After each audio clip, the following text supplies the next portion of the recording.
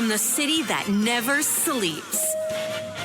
17 miles from Madison Square Garden, New York City. It's America at Night with Rich Valdez. America's favorite late-night talk program, featuring interesting guests from around the world and calls from across America. And now, here is your host, Rich Valdez. Hi there, good evening, and what's up, America? I am Rich Valdez, Valdez with an S, at Rich Valdez on all of the social media. And there's so much to talk about this Friday evening. If you want to join us on our late night national town hall conversation, feel free to do it. 833-482-5337, 833-4-VALDEZ. And the shooter, the madman with a gun who murdered 18 people in Maine, who's originally reported as 22, thank God it didn't get that high, Robert Card, has been found dead in the woods. Now, this is interesting because I was having a sidebar conversation with my producer here in the studio, and he said, you know, I bet you anything they're going to find him and he's going to be dead. And I said, oh, no, they're going to want to kill him. They're going to find him alive. They're going to take him. And he was right. So that's exactly how that went down. The Maine madman with a gun, crazy guy, Robert Card, found dead after a 2-day manhunt. Robert Card, the body of the 40-year-old trained firearms instructor with mental health issues, was located. His body was located in the woods near Maine Recycling, near Lisbon, Maine, where his vehicle and gun were found after the shooting, according to federal law enforcement sources. Card was the subject of a massive manhunt in connection with 2 shootings in Lewiston, blah, blah, blah. What I want to know is how this guy died, right? Did he shoot himself? Because, you know, they should lead with that, right? Death by suicide. So this guy's a real loser through and through. He killed a bunch of people, and then he kills himself. Absolute loser. We're going to get into this a little bit more with one of our guests just in a little bit. But first, I want to get into some of the other topics that are happening today. This is a really interesting one here. And again, we talk about it a lot here, but Biden is in a free fall. He's dropped 11 points amongst Democrats, according to the latest Gallup poll, just this month. His approval rating amongst Democrats in the respondents to the Gallup poll collapsed by double digits over the last month, resulting in a mere 37% overall job performance. That's not good. 37%, that means 63% disapprove. That's one of his lowest in his whole presidency. Now, according to the Gallup poll that was released yesterday, 75% of Democrat respondents approve of Biden's job performance overall. And this is down 11 points from last month's poll. I don't know how they find such a high number. How could 75% think he's doing a great job? That's just absolutely crazy. Anyway, 59% of those surveyed think Biden's doing a poor job as president. It's kind of hard to follow these things. Responses from Republicans remain unchanged. According to the poll, only 5% said they approve of that Joe Biden is of the job. This is great. 5% actually say they approve of his job as president. 59% overall think whatever. 75% of Democrats. And the other overall number is 63. Not good for Joe El Baboso Biden. Now, or actually, it's 59 plus the other number here. It's a lot of numbers. And they also survey, you know, how he's doing on the economy and how he's doing on other areas. 1,000 respondents, actually 1,009. And this was a 3-week poll from October 2nd to the 23rd. Listen, I don't think you need too many polls to look at Joe Biden and say he's not doing a good job. But does that mean he's a shoo-in to be out of the White House? One would think theoretically yes. But yesterday I went to a cancer benefit. And I saw a buddy of mine, Professor Fernando Uribe. And Professor Uribe is a political scientist. I've known him for a long time. And we were talking, and he said, you know, my analysis on this is that there's too much Trump fatigue, and Biden's going to get reelected. And I said, well, what makes you think that? And he said, well, I just think, he said, he's not Trump. And that was his bottom line, is that he's not Trump. And because he's not Trump, people will hold their nose and vote for inflation that, hit record highs but is starting to come down, albeit slowly. And people are going to vote for a border that's absolutely out of control. And people are going to vote for instability globally. And all of that is going to happen just because he's not Trump. Now, of course, I don't see it that way. Maybe some of you agree and see it that way, but I don't. I'm a very optimistic person, and I don't believe that Americans are going to reelect Joe Biden. I hope they don't. It's my sincere hope. Would it surprise me? No. It would disappoint me? For sure. But when you look at what's happening at the border, with 2023 being marked the worst year ever at the border, 3.2 million nationwide encounters, right? We're having more encounters than we've ever had before. I mean, this is the absolute worst.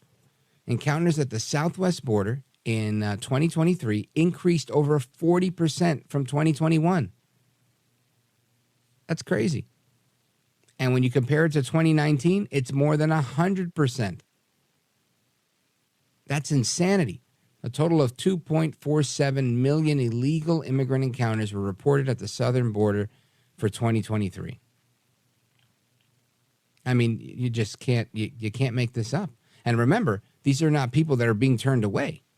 These are people that are being given a court date or whatever, and a bag filled with a cell phone and whatnot, and sent to whatever city they need to go to while they wait, because they're quote unquote asylum seekers, even though they don't qualify for asylum.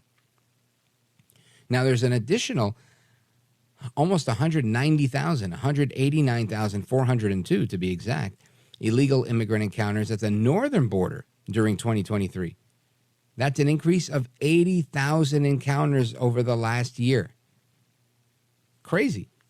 Now, the House committee, let me see which committee this was. House Committee on Homeland Security highlighted the increase in border encounters in 2023 compared to previous years, calling the figure another unprecedented milestone under the DHS Secretary Alejandro Mayorkas and Joe Biden's open border policies. And that's putting it lightly. My opinion of this is that Joe Biden is literally complicit in the largest human smuggling operation we've ever seen. It's happening right at our southern border. And it's almost like an underground railroad of bringing people into this country, and the United States is complicit in it. I can say that I'm sure we've been complicit in lots of things over the years, but this is definitely not something that we should be complicit in. Anyway, we're going to get into a few different things tonight. I want to talk about this shooter with a former lieutenant commander from the New York City Police Department. You've seen him on Fox News. Joe Cardinale is going to join us in a little bit. I also want to get to some polls and these polling numbers that we just talked about with Joe Biden. I want to dig into that. Nothing shocking there. What would be shocking is if we see Biden get reelected. So we're going to talk about that as well. And we're also going to get into a little bit of a conversation on what's going on with Speaker Mike Johnson. Apparently, they've pushed a few pieces of legislation forward already, and many are saying he's hitting the ground running. So I want to do that. Of course, your calls are coming up throughout the program on topic, and then Open Phone America in the third hour of the program, where you can talk about absolutely anything you like. So get comfortable. I'm with you straight till 1 a.m. for the next couple of hours. It's me, Rich Valdez, and we're coming right back. This is America at Night with Rich Valdez.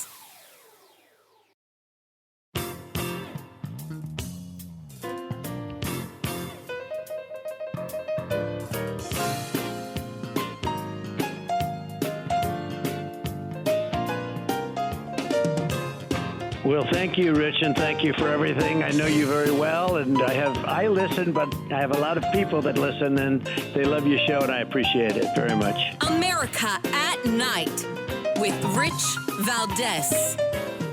Do you see in Joe Biden a cognitive decline? And if so, is that a danger to the country? I do. I think most of us do. That's reality. This is not a personal slight to him. It has to do with age and acumen, and everyone's different. Everyone ages differently. Clearly, if you look at a tape of Joe Biden making an argument in the Senate Judiciary Committee a few years ago, and you see a speech that he delivers now, there's a difference. Again, I mean, it's not a personal insult to him. It's just reality. And this is what's concerning to us, is that we cannot project weakness of any kind on the world stage right now. This is a dangerous time for all the things going on around the world. The world is a tinderbox. A strong America is good for the whole world, and we have to project strength. I mean, Reagan used to remind us all the time, it's peace through strength. If America shows weakness, it invites aggression by our adversaries, and that's what you're seeing around the world. That is Speaker Mike Johnson on the Fox News Channel earlier, discussing his thoughts on the cognitive decline of Joe Biden, who I like to call Joe El Baboso Biden. And I want to get into that and this the Gallup poll and all the poll numbers that indicate that Biden has just continued to decline, not just cognitively, but in the polls as well. And I want to do that with Dick Morris. He's the host of Dick Morris Democracy on Newsmax TV, and he's the author of the brand new book, Corrupt, the inside story of Biden's dark money. Dick Morris, welcome back, sir. Well, thank you. And how timely. I just got a poll back from McLaughlin, Trump's pollster, and he shows Trump with a 5-point lead over Biden. Some polls have him at 6 or 7. And most importantly, he shows Trump getting 27% of the black vote. In 2020, he got 12%, and 39% of the Latino vote. In 2020, he got 27%. So, I mean, and then among the Gen Z voters that Biden carried by 20 points in 2020, Trump is now ahead by 10. So in all of the fundamentals that the Democratic Party depends on, Biden has crashed. And it's not just that he's fallen 15 or so points in head-to-head over the last year. It's that in the key demographic groups, the pillars that the Democratic Party rests on, he's absolutely fallen apart. Well, Dick Morris, it seems to me that it's becoming very clear to a lot of Americans that having Biden in the White House is detrimental for the United States, and now, more recently, even detrimental to global security. Would you agree? And dangerous. Because the point that Mike Johnson made in that interview a few minutes ago is so true. The world pounces when they see this kind of weakness at the top. And it's so evident at this point. My book it basically talks about the corrupt relationship between Biden and China, and talks about all the money that Biden got from China. It's a huge amount in many different ways, many different shell companies. But the most important thing is what China has gotten out of Biden, sometimes advertently and sometimes inadvertently. But look at COVID. I mean, that is probably the greatest offense against humanity since the Holocaust. And there has been no investigation of it, no visits to the lab by international inspectors, no putting anybody under oath and examining them. And there are some theories that the Chinese say it was a bat bite, but most people don't believe that. Most people believe that it was a leak, a lab leak. Of course. I believe it may have been deliberate. And I asked the question, what the hell was China or anybody doing monkeying with a virus to make it more transmissible and more lethal? Right. And the fact that 7 million people died over it classifies, I think, as the greatest war crime since the Holocaust. And Biden has not held them accountable because they pay him $30 million. It's absolutely insane. And Biden seems to appease China every step of the way. Every now and again, sending Blinken or somebody else to, have a little bit of tough talk. What are your thoughts with the current response that we've had to our troops being attacked by drones overseas? Well, look, the drones are for the most part made by Iran, or at least, made by Iran. And Iran was absolutely bankrupt on not just the back foot, the balls of its what. And for the foreign currency reserves when Trump left office was $6 billion. That's less than Haiti has. Now they're over 70 because the first thing Biden did was to give them permission to sell oil. And they went from selling 8 or 9 million barrels a day from 89 million barrels a year to 3 million barrels a day. 3.1 million a day. And it absolutely changed the whole financial picture. It made them a wealthy country, and they put all the money right into weapons to go after Israel. So I think all of these attacks, we talk about Hamas, we talk about Hezbollah, they're horrible organizations. I wish them to be all wiped out, as ISIS was. But ultimately, we have to pay attention to who's bankrolling these. And they're being bankrolled by Iran, and Iran is enabled because Joe Biden let them off the hook and let them sell oil. And with that, he gave them a bunch of hostages and $6 billion and then froze that back. I believe Biden is just not just weak, but very complicit in favoring Iran, favoring China. Yeah. And I don't honestly, I don't know if it's just money, if it's bribery, or is it that he ideologically aligns with them? What are your thoughts?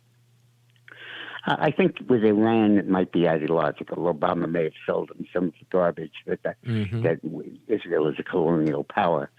But with Ukraine and China, it's just simple bribery. Let me give you another example.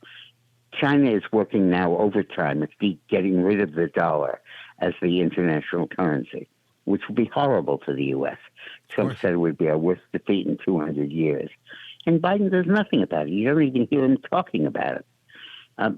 China has a monopoly now on rare earth minerals, which are what powers the windmills and the solar energy and GPSs and all guidance systems.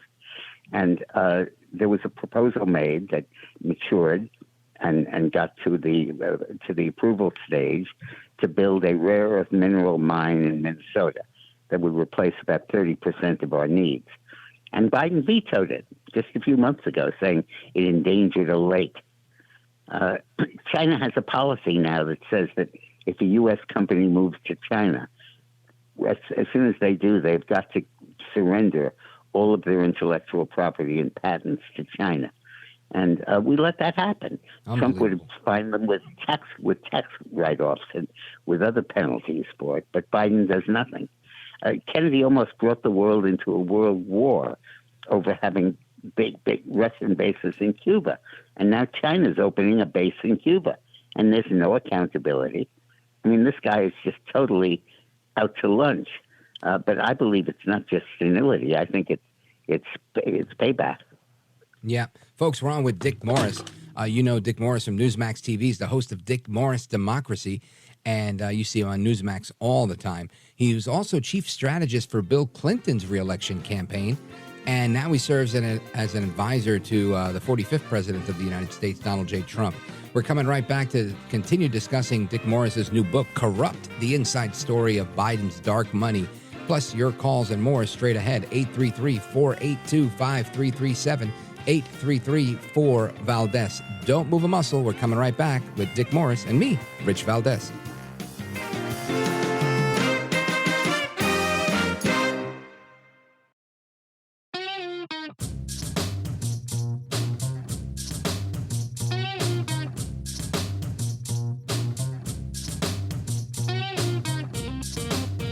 America at Night with Rich Valdez. Are you running for president? I am. I have to. Congressman Dean Phillips, a Minnesota Democrat, is launching a bid for the White House. Even he calls a long shot, taking on an incumbent president he still praises. I think President Biden has done a spectacular job for our country, but it's not about the past. This is an election about the future. That is Congressman Dean Phillips from Minnesota on CBS This Morning saying that he is running for president. Our guest is Dick Morris, host of Dick Morris Democracy on Newsmax TV, former chief strategist for President Clinton's reelection campaign, and he now serves as an advisor to the former President Donald J. Trump. Dick Morris is also the author of The Inside Story of Biden's Dark Money. Dick Morris, when you hear Congressman Dean over here saying that he's running for president, it's going to be an uphill battle because he doesn't have the dark money that Biden has. Yeah, well, it'll be he's not going to go anyplace. But but what could happen is that Biden's poll numbers are so bad, and if they continue to drop, particularly among blacks and Latinos and young people, he may be forced out. And particularly as the stuff about China that I write about in my book and Comer is exposing in his hearings becomes increasingly known, and it will be if there's an impeachment trial, he may be forced out. And then a lot of people say, well, then the Democrats have a real chance. But the thing to remember about that is that the Democratic candidate, whoever it is, be it Gavin Newsom or even Michelle Obama, have to go through a baptism of fire because the Democrats have taken positions on issues that are so extreme and so crazy that who can defend them? And Biden has kind of we've gotten used to Biden with it, but they have to say, are you for reparations? $300,000 per family, or for slavery in the Civil War? Are you in favor of critical race theory, officially saying that whites have advanced because of racism only? Are you in favor of gender change operations, surgery on 12-year-olds, where the parents don't know about it and their child just changes gender without their consent or knowledge? They have to defend those positions, and it's going to be very hard to do so. Biden's largely escaped blame for them because he's an incumbent, and those are not core parts of his record.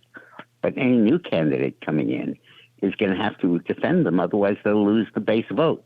They'll lose the black vote, they'll lose the gays, they'll lose the key elements of the Democratic Party, and they'll never win the primary that way. So they have to take positions in the primary that will doom them in the general election. And that's the prospect that they would face if Biden pulled out. Now, Dick Morris, the last time you were on the program, you'd mentioned that you didn't believe that Biden would, in fact, be the nominee that actually runs in November, and that there was some speculation about Hillary Clinton or potentially Michelle Obama. Do you think when you read the tea leaves now, do you think that's still the case? Do you think Biden is going to make it to Election Day, or do you think there's a switcheroo somewhere? Well, I don't know if it's a switcheroo, but I do think there's a good chance he'll be forced out of the race. Before or after the convention? Before. Now, when the facts come out about all of the dealings with China and their irrefutable evidence, checks from his siblings to Joe with using foreign money, I think that could knock him out of the race. And it doesn't take much to knock. He's hanging on by his fingernails. So I think that's a real possibility. Now, of the candidates you mentioned Gavin Newsom, Michelle Obama, and maybe potentially Hillary Clinton. Who do you think is best positioned to step in and actually make it work for the Democrats? I don't think any of them can. I think that Michelle probably starts off the best. But as I said, it's a lot harder for an African American to be elected president now than was in 2008. Back in 2008, Obama could run as the candidate of healing and unity and reconciliation, the post-racial candidate, as he was called. And now you can't do that because the party has taken such crazy positions, and you have to take those positions to have a ghost of a chance in the primary to make it impossible to run that way. And I'm not sure any of them really have much of a chance. Now, a lot of people suggest that Gavin Newsom is running a shadow campaign, trying to position himself. If he's doing that and he doesn't file, do you think that his hope is to try to get nominated from the floor, like in a contested convention? No, that's a figment of the past. I think that if Biden pulls out or is forced out, he'll declare and he'll run. I don't think he'll do anything as long as Biden is in. But Biden has become both inevitable and inescapable for the Democrats. They'd love to get out from under him, but they can't. unless he moves aside. But increasingly, I think his options are being limited, and I think that and Trump is now obviously ahead of him. We've gone from people saying Trump can't get the nomination, why should he run? DeSantis is the candidate we should back, to saying, well, Trump is going to win, but just the nomination, he can't win the election, to now saying Trump is ahead in the election and en route to winning. He's losing in court, but he's winning in the polls. Yeah, that makes sense. Folks, we're on with Dick Morris. He's the host of Dick Morris Democracy, and you see him on Newsmax TV all the time. He was the chief strategist for President Clinton's reelection campaign, and he now serves as an advisor to the former president, Donald J. Trump, the 45th president of these United States, who I like to call El Trompito. And he's written a book, Corrupt, the Inside Story of Biden's Dark Money. We're going to walk through that book in the next segment, so don't miss it. We're coming right back with Dick Morris and me, Rich Valdez. This is America at Night with Rich Valdez. Call now, 833-4-VALDEZ. That's 833-482-5337. 833-4-VALDEZ. That's Valdez with an S.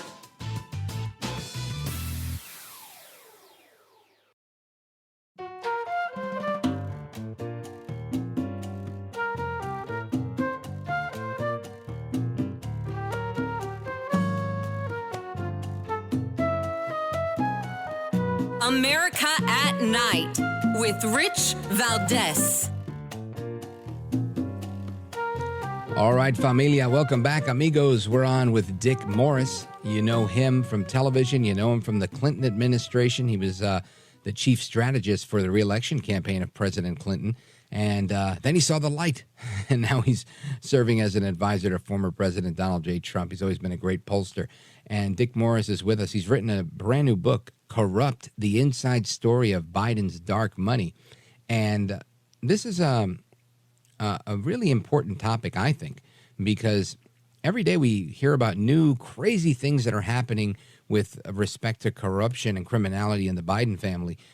China, Ukraine, the money that Hunter got from Moscow, and Burisma, and you name it. I mean, they're all over the place. And it's all chronicled in this book. It's something you don't want to miss from best-selling author Dick Morris. Dick Morris, walk us through the book. Well, you got to understand that the U.S. ethics laws do not require any disclosure from your brothers or your sisters or your cousins or any of that. It's simply you and your wife. Right. So Biden just drove a truck through that and sent his whole family around the world in search of business deals and bribes. Bill Clinton and Hillary, when she was Secretary of State, sent them all over the world to do charitable events and to do, which they called that, but they really weren't, and to give speeches for fees, which they then gave to the Clinton Foundation, which they then pocketed. But this is much more insidious because these were business deals in Ukraine, in Romania, in Kazakhstan, in Uzbekistan, in Costa Rica, one after the other, in Iraq, one after the other, where they would cut themselves in. They, for example, got Biden to support working a solar energy development in Costa Rica, and the head of it is Biden's brother. They got a contract to rebuild stuff in Iraq, and the head of that is James Biden. They got this deal with Burisma, where they took a corrupt energy company and gave it tremendous power, and it's because Hunter Biden sat on the board of directors, and he has literally spread his family around the world as a crime organization, and it really is the Joe Biden crime family. It's shocking when you see it come out, and James Comer's done an excellent job at putting a lot of this out there for the public to see, and authors like yourself and others have chronicled this. But I feel like the message doesn't get out enough. I mean, for a little while, it seemed like the Washington Post and even Jake Tapper on CNN kind of pushed back a little bit, saying, but Hunter did make a bunch of money from China and Ukraine, and they were saying that he didn't, and was Biden lying. but it's a flash in the pan and it goes away. Is this because of the Democrats' ability to control the media, or is there just a general disinterest in this? No, I don't think so. I think there's tremendous interest in it. Just there's a war going on, and the speaker fight and all kinds of stuff distracted attention from it. Right. But I think that Johnson is going to push this investigation, and it'll lead to impeachment. And the impeachment, well, I think that they won't throw Biden out. The impeachment process will unearth all of this stuff in testimony and exhibits and actual checks from the bank accounts, like the $200,000 that just got revealed the other day that Biden got from James for a loan repayment that Joe Biden paid for him, and he kind of got it back as a payoff. Right. All of this stuff is going to really build up. And I think the image is going to be that Joe Biden is not only old, not only weak, not only senile, but corrupt as hell. And I think that image is taking root, and I think it's going to become the predominant narrative about Biden. You know, it's so odd because Trump is the one who's under indictment, but Biden is the one who's getting the reputation for corruption. Do you see a scenario unfolding where if there is an impeachment hearing and this goes to a trial, and irrespective of a conviction, where this all comes out, that the Democrats really totally sour on him and say, you know what, it's time for you to go. We've got to pull out. Yeah. Do you think that's in the cards? Yeah, I think that may be. I think there's a limit to how far the Democrats can let Biden sink without pulling the plug on him. The key here is to look at the Black, Latino, and Gen Z votes, the enclaves that are the core of the Democratic Party. Among black voters in 2020, Trump got 12%. In the poll I just got back yesterday, he's getting 27%. And in 2020, he got 27% of the Hispanic vote. Now he's getting 39%. And he lost the Gen Z vote by about 20 points, and now he's about 10 ahead. And those reversals, which undermine the core of the Democratic Party, they can't take lightly. And I think that the war has so weakened Biden because it's made everybody understand how dangerous the world is, how tough it is, and how vulnerable we are with a leader who can't finish an English sentence or climb up a flight of stairs. I've never seen anybody trip up the stairs more than Joe Biden. Dick Morris, let everybody know how they can get a couple of copies of your book. Well, go to Amazon, and the book is called Corrupt, The Inside Story of Biden's Dark Money. And you can order it there, and you buy it as an ebook, and they send you a print copy for no extra charge. So do that. It's a collection of information you're not going to get anyplace else, both in terms of the bribes that Biden took and what he gave to China in return. Outstanding. And if people want to follow the work that you're doing and keep up to speed with everything that you're up to, where do they go? Well, I'm on Newsmax a lot, and I have a website, dickmorris.com. And more importantly, every day, every single day for 12 years, except weekends, every single day, I do a video about what's going on in politics. Saturdays, it's a history video about the past. Monday through Friday, it's about what's going on. And you can subscribe for free. Just fill in the form for your name and email, and I'll send it to you every morning. Outstanding. Sign up for the newsletter, folks. Dick Morris. Again, the book, Corrupt, The Inside Story of Biden's Dark Money, with a foreword by Peter Navarro, a real patriot there. And Dick Morris, I want to thank you for staying up late and being with us. Invaluable insight, and I appreciate it. Well, I appreciate it too, Rich. Bye-bye. Take care. All right, folks, there is more to come straight ahead. Your calls and more, 833-482-5337, 833-4-VALDEZ. This is America at Night with Rich Valdez.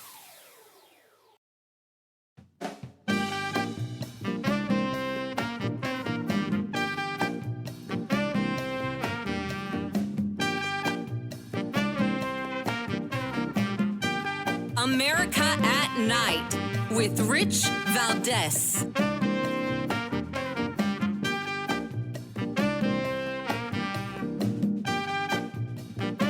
Our work, again, is not done here. I was very elated tonight when I got the call from Commissioner Sawchuk advising me of the revelation of what took place and that Mr. Card is deceased and no longer a threat to our community or any other community. I just don't want to forget the families that are grieving and will continue to grieve. I don't want to forget the law enforcement officials that have worked tirelessly throughout this whole event to come to a good conclusion. That is David St. Pierre, Chief of Police in Lewiston, Maine, discussing what happened earlier. The body of 40-year-old trained firearms instructor Robert Card was found after allegedly killing 18 people at a bowling alley and a bar. And something he just said I think was very important. He said he doesn't want to forget the families that are grieving. And I feel like I myself forget that, and not because I'm flippant about it, but because that's tough, right? It's really tough to stay in those in that headspace where you think about all these people that lost, 18 different families out there that lost somebody.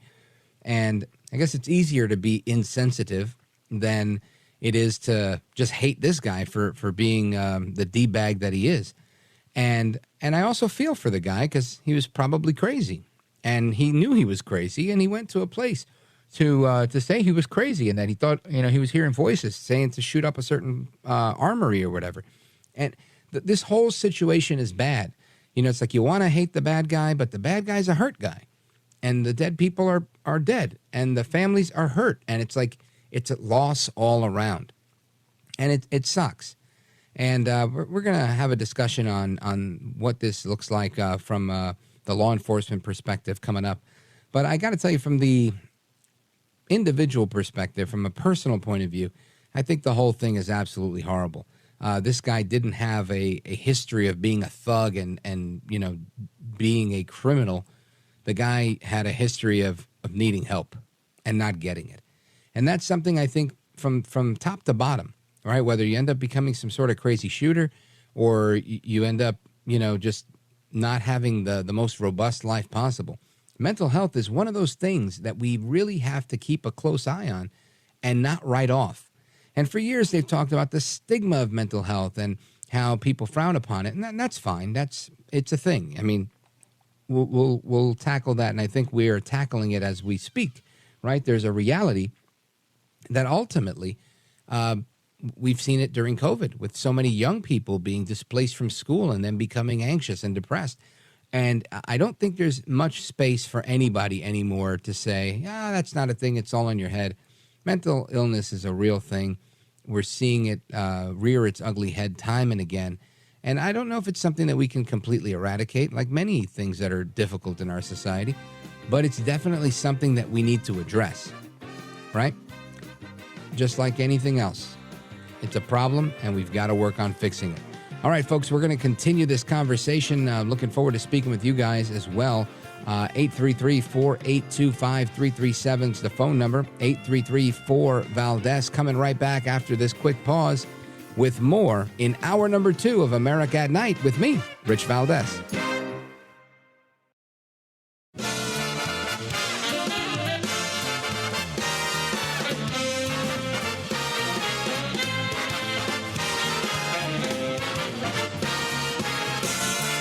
Live from the city that never sleeps. 17 miles from Madison Square Garden, New York City. It's America at Night with Rich Valdez, America's favorite late night talk program, featuring interesting guests from around the world and calls from across America. And now, here is your host, Rich Valdez.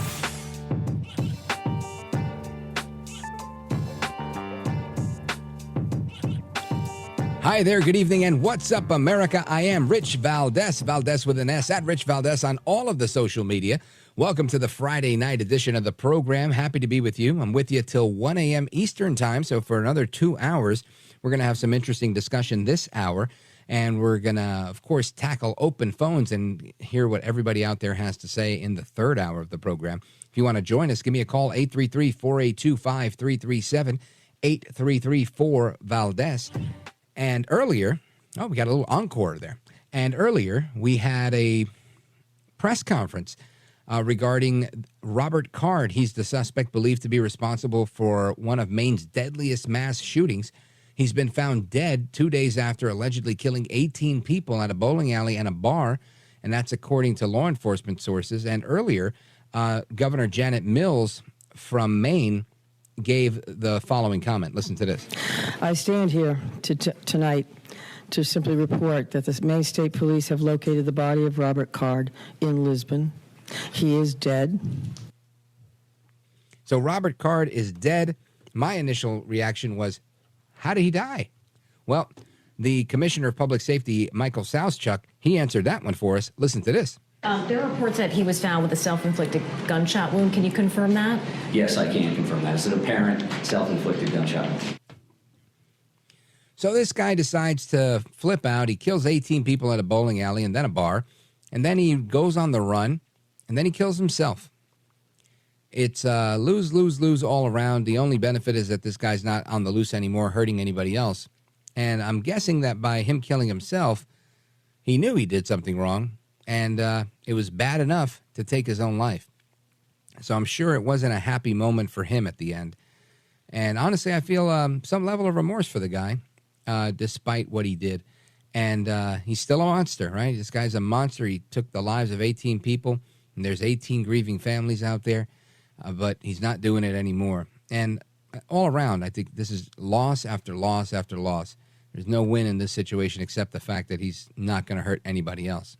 And I want to talk about this a little bit with retired NYPD Lieutenant Commander and Fox News contributor, Joe Cardinale. Welcome back, sir. Thank you for having me tonight, Rich. You bet.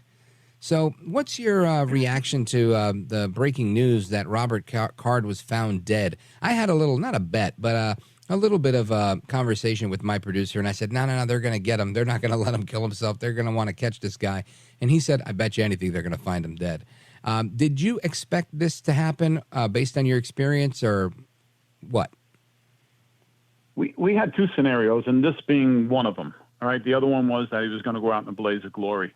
All right. So that was the other theory on it. But when you think about it, I mean, my gut feeling the whole time was he was not leaving that area because that was his comfort zone. He knew that area and he was going to stay there. So the fact that he chose to stay there, he knew eventually they would catch up to him. I mean, there was so many speculations on this case, and I have to give it to the give credit to the Maine State Police.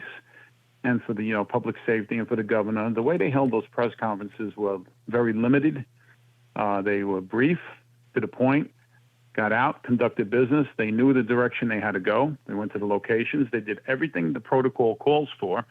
And people just are wondering, why isn't it happening faster, this and that? Because things just don't happen like in the movies. Things go methodically. And the fact that, you find out about his mental health issues, that was like the biggest red flag that was up there prior to and after.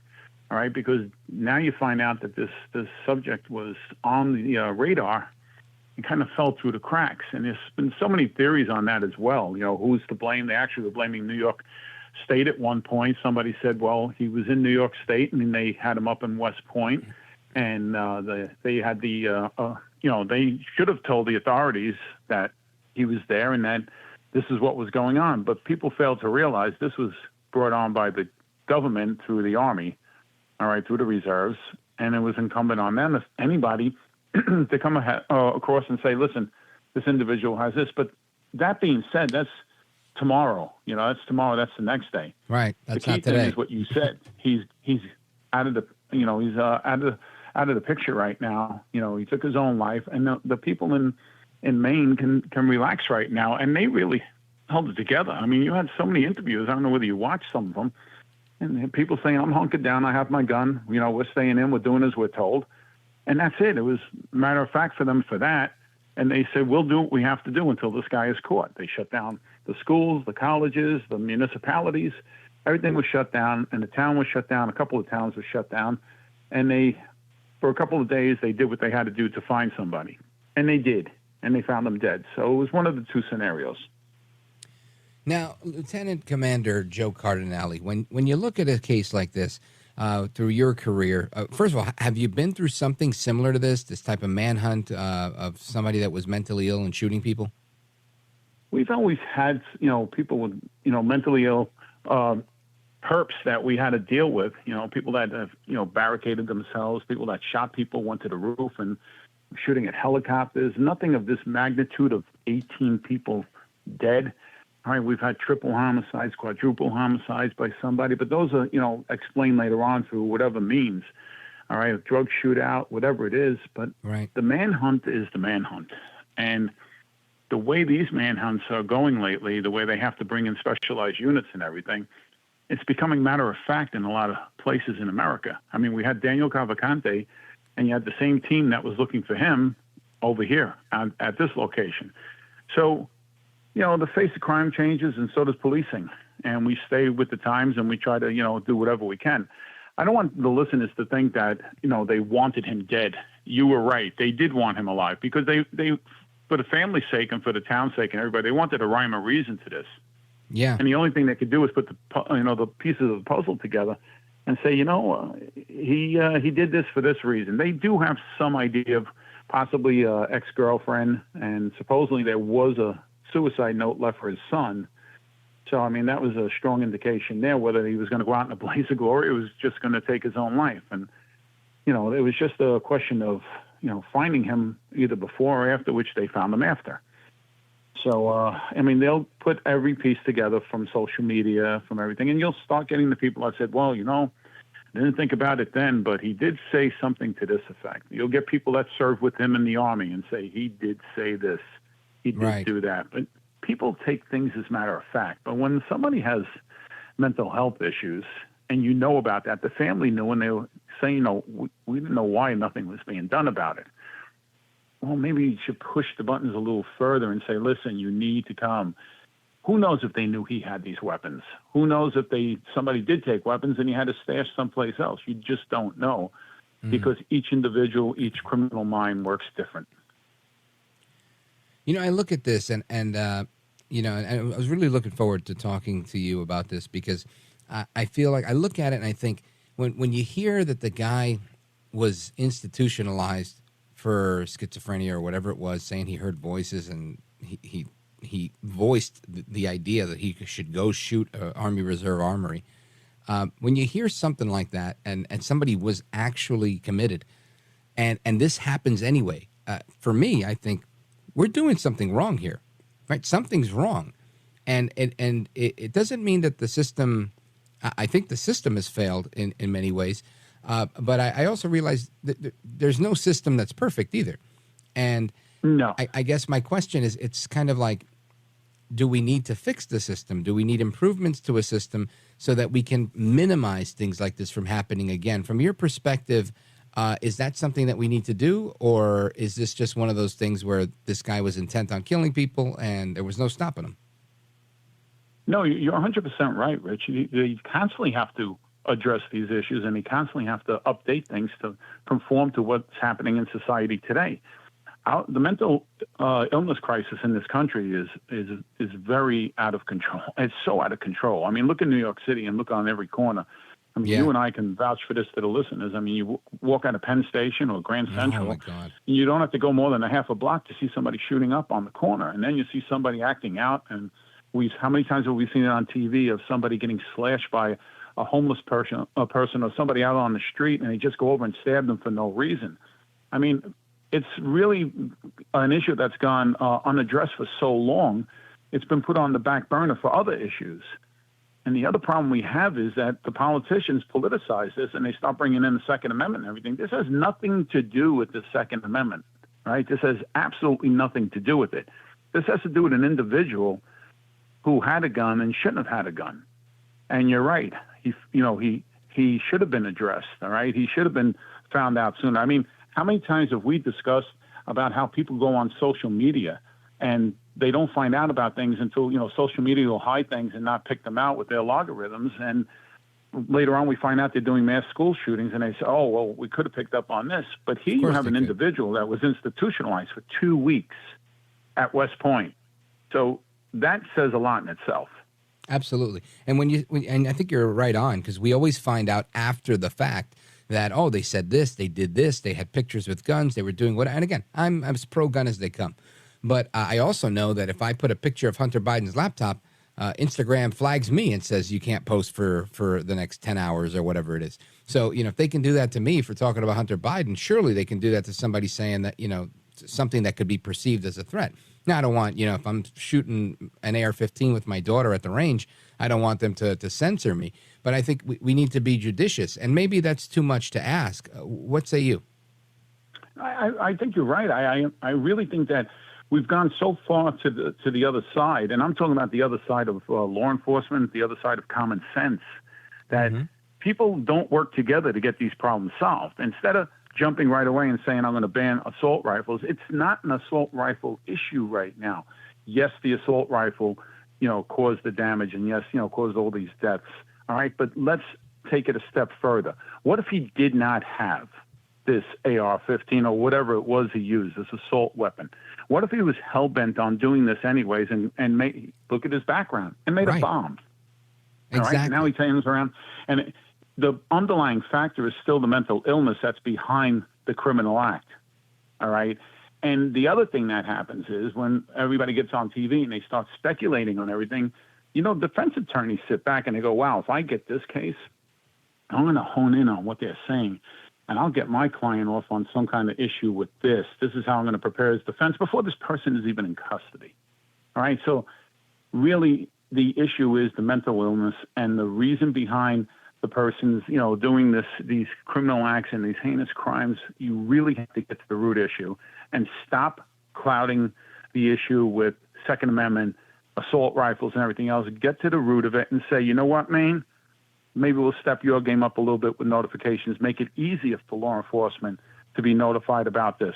Make the doctors come across a lot sooner and say, listen, I know there's a threshold for me, but I feel this individual is a threat to him or herself, and we need to address it. I know for a fact he said during the sessions that he has weapons. I think you need to address it. All right. Why wait and say, well, I'm bound by HIPAA laws and come on, enough of this now. I agree with that. And make the argument that if you're my neighbor, my ex-wife, my whoever, you could say, oh, this guy's got guns, I think he's crazy, and try to use a red flag law to take my guns away when I was never institutionalized, right? It's kind of like one extreme or the other, and both don't seem to be working. Folks, we're on with NYPD Lieutenant Commander retired Joe Cardinale.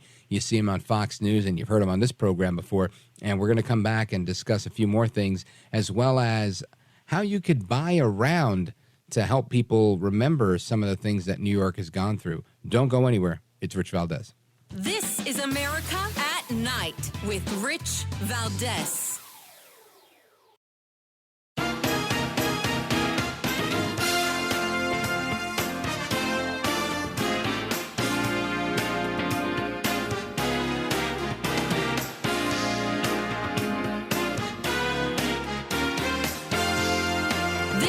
America at Night with Rich Valdez.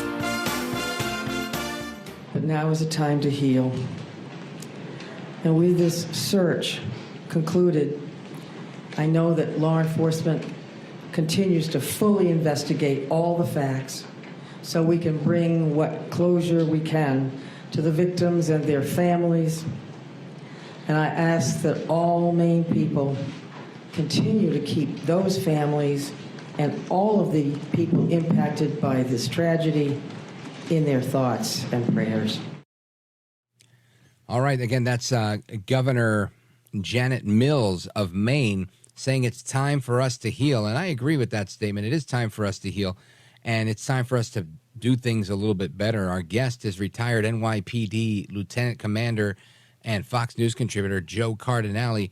LT, welcome back. I want to, I guess, put a pin in everything and learn about this program that you're involved in, where people can buy a round to help people understand a little bit about what New York City has gone through historically, in particular 9/11. Well, Rich, thanks for bringing it up because you're actually the first one to speak about it publicly. So it came up as an idea on a show when we were doing it for 9/11 a while back, 2 years ago exactly. And we realized that the people that were old enough to drink weren't even born when 9/11 happened. Right. And because of the way the school system is geared today, the curriculum does not teach it in a lot of schools. So it's just a forgotten incident.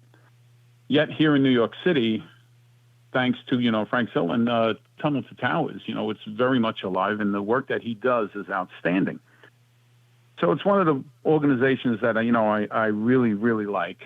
And I said on the air back then, I said, you know what? These kids have no idea what's going on, yet they'll go out tonight. They'll have a nice drink with their friends. They'll have a happy-go-lucky time, and they'll know nothing about this. I said, maybe it's time for them to buy a round for the towers. And it came off as a great idea. One of the bars actually called in from Texas and said, you know what? I would do that in a heartbeat. So I sat on it for a little bit, and I ran it by a few people, and I finally just brought it by chance to somebody at T2T. And they like the idea, so it's in the formation stage right now, and we're hopefully going to get it to a point where I'm going to have the bars involved, some of the bars out in Long Island to try it out. In New York City, I'll approach some bars. And all it is the bars will not be collecting money. It's nothing where the bars are going to have cash in the kitty or anything like that. It's going to be a QR code. Hopefully, if it formulates to the way we want it, it'll be a QR code on a table tent, and it'll have a thing about T2T and about, the World Trade Center back then, maybe a photo, and somebody can just scan that QR code, go on there, fill out the information, and make a one-time donation or donate, monthly after that. And at least they'll have knowledge of what they're donating to, and that this organization is like the most above-board organization I've ever seen as far as, donations. And it's one of the most worthy causes I've ever seen. Well, I'm count me in to buy a round for the towers, LT, because I agree with you. I was talking to my daughter, and again, my younger daughter, she's 18. She was not around during 9/11. My oldest daughter was born that year, and she was only a few months old. So neither of them have personal experience in going through that. But one of the FBI agents that was killed in the 9/11 attacks lived in the town I live in, and the local school always talked about it. So they know a lot more about it than other kids. And this year, there wasn't much of a discussion about it. And my kid was like, what's going on here? Why aren't we talking about it? Which I thought was nice. So keep doing what you're doing. Joe Cardinale, thank you for being here. Anytime, my friend. Thank you so much. You bet. God bless, brother. You're a gentleman, a scholar, and a patriot. Folks, we're coming right back with me, Rich Valdez, to continue. Don't go anywhere.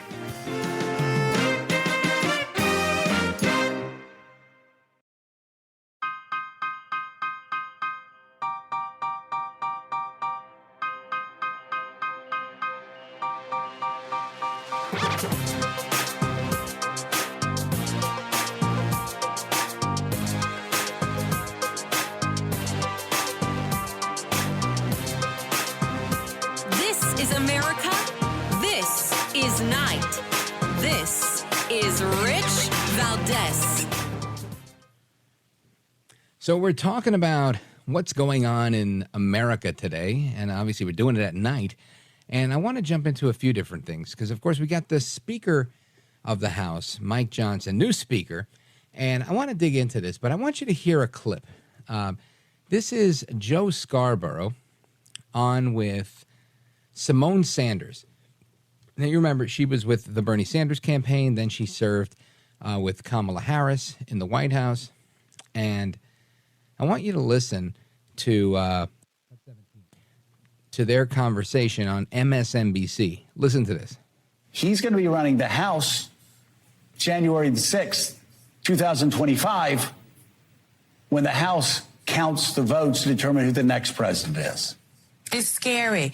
Joe, it is so scary. And I would like to note that the visceral reaction from the now new Speaker of the House and the Republican conference was to shout down a black woman reporter who was doing her job. Rachel Scott from ABC is the person that asked that question. Not only is Mike Johnson a chief was leading the cause to upend our democracy, he has very arcane views as it relates to women, as it relates to abortion and reproductive rights, as it relates to, as you noted, gay rights, LGBTQ plus rights. He is a Christian nationalist. He's a Christian nationalist, as if this is a very bad thing. Now, I know they've made this into a bad thing, saying Christian nationalists are, the same way they did fundamentalist Christian about 15, 20 years ago. I want to dig into what's going on with the speaker and the rest of the news of the day with Rave Harrison. She's been on the program before. She's a political commentator and former congressional candidate, and you could learn more about her at ravenharrison.com. Rave Harrison, welcome back. Good evening. Good to be here. Likewise, good to be speaking with you. So you hear this clip that Joe Scarborough and Simone Sanders are saying it's so scary that we have Speaker of the House Mike Johnson going to preside over the counting of the votes on January 6, 2025, because he's a Christian nationalist. What say you? I say that the left has a really strange obsession with ists. Everything is racist, unbelievable, xenophobe. It's just whatever they can think of. There was a tweet by Gavin Newsom saying this guy is praying, at this time, and as opposed to what, going to China and talking to them about your $7 gas. So yeah, it's really interesting how they have to really reach for these to say he's a Christian nationalist. There are several people. Joe Biden claims to be Catholic. So is he a Catholicist? I mean, they've got to really stop it with this. It's another reach of saying this is what every Speaker of the House has been doing. It was okay when their speakers were doing it. It's just they're really reaching to try to defame this guy, and they really have got virtually nothing. Now, listen, I as much as I knew about Mike Johnson a week ago was that there was rumors that they were thinking of bringing him in to replace Jim Jordan as Judiciary Chair if Jordan was going to be elected Speaker. Outside of that, I'd seen him do a pretty decent job with some hearings, but he was kind of under the radar. I really hadn't seen much of him. So far, everything looks to be on the up and up. I'd say thus far, looks like we've done okay. What are your initial thoughts? Well, my initial thoughts are, it seemed to be the safe bet. He really was under everybody's radar, but he has a fair score. He's about a 75 Liberty score for how they vote. Is that like a C plus or a D? That would be closer to, I'd say, a C plus or a B minus. So in his Liberty score, he's been fairly kind of middle of the road, but he's been strong on pro-life and some other things. The only thing I think was questionable from a conservative side is, his views on CRT. But it's really interesting how, when we've got Israel, we've got this war, we've got a wide open border, that's the first thing they want to say is, reproductive rights. I mean, they're not even in the ballpark with this. But, all we know, and then they say they're making an issue out of the fact that he wanted to question delay, certifying the vote when we had questions out there. So there's a lot going on with it. But for all intents and purposes, they're really at this point just reaching. He's from Louisiana. He's been pretty much a solid conservative, just seems to, up until lately, not been grabbing the cameras much. I think it was remarkable, honestly I do, that he got 220 votes. And not because of who he was, just the fact that nobody else seemed to be able to pull that off. And I thought, what a compromise, right? What do you think brought that about? Was it the backroom deals? Do you think it was, I know that Trump had a meeting up there to try and get this thing squashed. Was it, I don't know. I can't really put my finger on it. Yeah. It was politicking because there's no way with this guy nobody ever heard of all of a sudden went, from 0 to 220, literally. So I think what you got is they had their hot button. The hot button is Ukraine. It's not Israel. It should be Israel, but the hot button is Ukraine, the money going to Ukraine. The biggest thing was who was going to rubber stamp that, who was going to sign off on it. And that's what I think a lot of people who got behind Mike Johnson were hoping. And again, from the Democrat side, somebody who's going to keep that money going. From the conservative side saying, listen, we got to stop the spending. We don't have the money. And that bundled aid, that was the big red flag, was they wanted to bundle the aid, $106 billion to go to this aid package. But what people don't realize, $60.6 billion going to Ukraine, 14.7 going to Israel, and 30 billion that was nebulously labeled as miscellaneous special projects to include the southern border. Which border, we don't know. But we are looking at this going, that was still a Ukraine aid package. And we have virtually no footage of anything coming out of Ukraine. We have footage of Israel left and right. Israel is our ally. They are, one of our strongest support systems out in the Middle East. We have none of that with Ukraine, but yet they have gotten billions, hundreds of billions of dollars, unvetted, unchecked, and seemingly with no end in sight. Folks, we're on with Raven Harrison. Check her out at ravenharrison.com.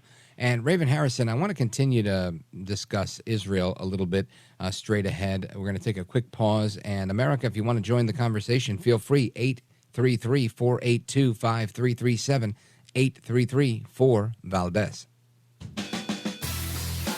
This is America at Night with Rich Valdez. Call now, 833-4-VALDEZ. That's 833-482-5337. 833-4-VALDEZ. That's Valdez with an S.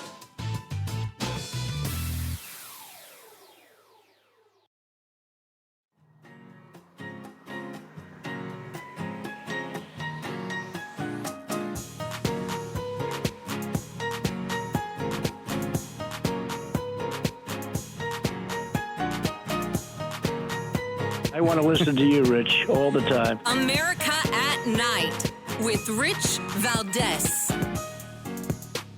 You say this was a military operation, but the result of it was that hundreds of civilians were killed. Because that area is very wide, and there are many people there, and there was clashes and confrontation. It's not confrontation. You invaded houses. I don't have details what happened inside, but I can tell you that we didn't have any intention or decision to kill the civilians. How do you justify killing people as they sleep, families?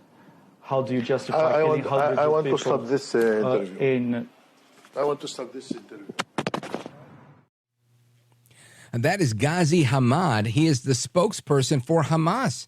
And he abruptly got up and ended an interview with the BBC after being challenged, saying, how do you explain going into people's homes while they're sleeping and burning them alive?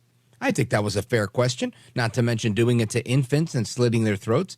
I mean, those are the questions I would ask. Well, Raven Harrison is our guest, and I want to get your reaction to that audio you just heard of Ghazi Hamad, the Hamas spokesperson, saying, I want to end this interview, because he was asked tough questions about why do you murder people in their sleep? Well, correct, and it is a tough question. It's horrific. This is a good time to point out that, as the daughter of two retired Air Force lieutenant colonels, this is what the military and our law enforcement usually fight to keep off of our shores. I have been seeing this for decades. This is horrific. I mean, babies with their heads cut off. We are seeing that kind of violence. People are outraged.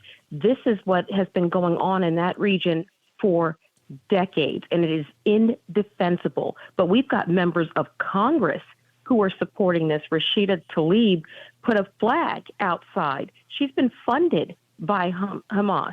I mean, it's indisputable, and this is being defended vehemently by the left. This is what it is. It is murder.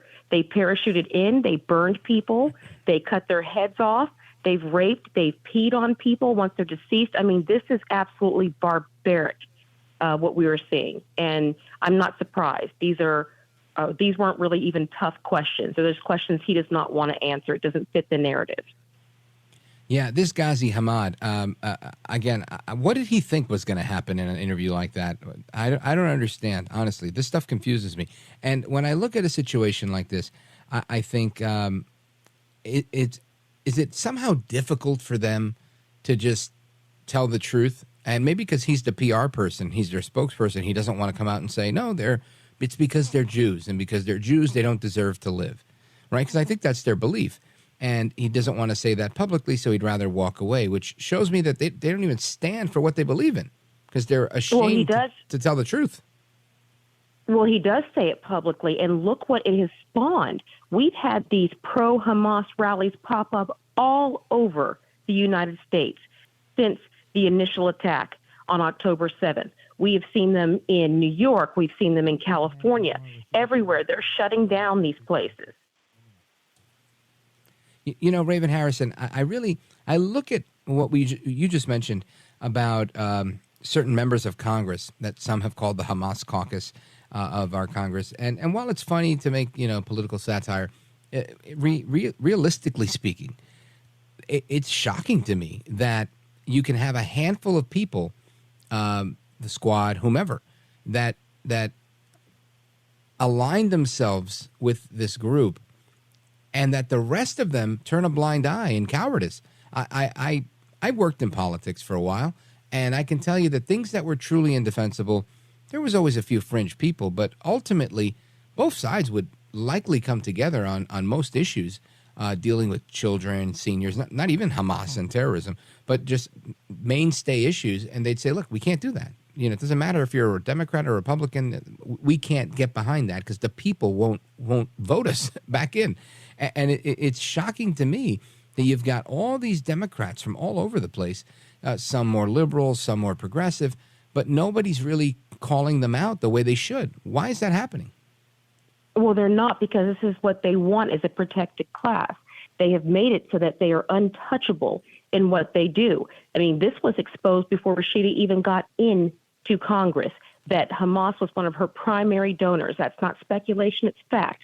Ilhan Omar was put into an area in Minnesota. It was crazy. They put them a concentration of Somali refugees, nothing but angry, basically radicalized people. And then what happens? Their numbers swell and they start electing members of government. They take over the government. This was the plan, was to have all these sympathizers in there. And now they call for terrorist attacks, and all of a sudden you're seeing these uprisings all over the place, at Ivy League schools, in shutting down traffic and making these demands for a ceasefire. It reminds me of, you remember when we were in PE and the guy, would just peg you and leave a print on your face from the dodgeball. And then he wants to change the rules when you get the ball back. And it's payback time. So now that's what it kind of likens it to. But that's what you're seeing is this kind of sentiment, is this anti-Semitic behavior has been condoned, excused, and dismissed by the left to now it is impossible to ignore. We either have to decide that we're going to get through that rhetoric and allow ourselves to be called a few things to get justice back on track. But we've got these open Hamas supporters walking the halls of Congress, and that should scare everyone. Folks, we're on with Raven Harrison, and I agree completely. We're going to continue with Raven Harrison straight ahead. I want to talk a little bit about Israel's ground incursion into Gaza, which has been taking place over the past 48 hours. We're going to reflect on that. Plus, your calls are coming up at the top of the hour for Open Phone America, 833-482-5337, 833-4-VALDEZ. This is America at Night with Rich Valdez. Call now, 833-4-VALDEZ. That's 833-482-5337. 833-4-VALDEZ. That's Valdez with an S.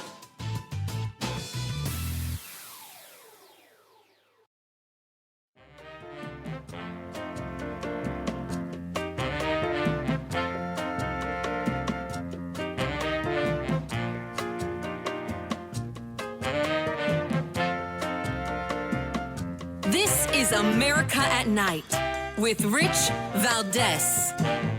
The past several hours, we've seen Israel hitting the northern part of Gaza from the air, the ground, and the sea. Some massive explosions shaking the entire ground.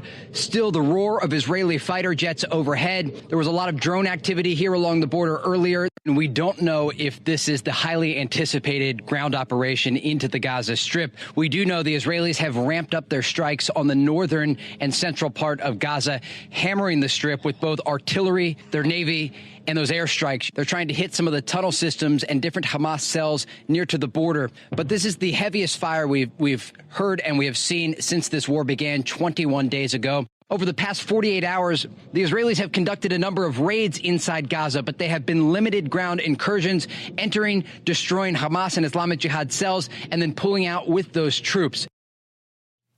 That's Fox News' Trey Yingst on the IDF ground offensive. And Raven Harrison is our guest. Raven Harrison, what are your thoughts on this ground incursion? Do you think they're going to be able to get the hostages? What say you? I think it's going to be a lot of casualties. This is a field that my parents worked in very heavily. But essentially what you have is now you're trying to run a ground offensive when the entire world is watching. That's basically trying to rob a house when the lights are on. The cat is out. And then we also have, a lot of people haven't realized that quietly Joe Biden has given millions to Gaza, and to Hamas, saying, okay, but if you guys use this for bad, you're going to get a really sternly worded letter. And what people have to realize is we're fighting ourselves. These are our weapons that they have that were left in Afghanistan, that botched withdrawal. So they are now using that to murder and slaughter. And now what people are saying, well, we've got to get the hostages out. This is not how terrorists play. They don't go by the rules. They don't worry about war crimes. People who are cutting off the heads of babies are not concerned with what sanctions they're going to receive or sternly worded letters. So what you're going to see is, unfortunately, Israel is going to have to ramp it up, and there are going to be more casualties. This is how they want it. They want maximum destruction, maximum hostage, maximum suffering and death to make their point. Yeah, I was looking at something here that says that the biggest base that they have set up is beneath a hospital, the largest hospital that they've got, and it's very difficult to fight an enemy that's hiding behind people, right? Sick people, school children. Yes. How does one do that? Well, you have to do it very carefully, and normally we would be at a certain level of readiness, and our military is unfortunately too busy fighting over pronouns right now. They're still the best of the best, but we've got, and this is what they do, they love their soft targets. I mean, that's supposed to be war crime number one. You don't hide behind civilians. You don't use them as shield. There should be an honor that exists, but these people don't have honor. So what they do is they intentionally set up their strongholds behind these soft targets, hospitals, schools, a lot of places where the elderly are, so that if you bomb them to take them out, when you cut off water and utilities them, you are cutting off the very people you're trying to rescue.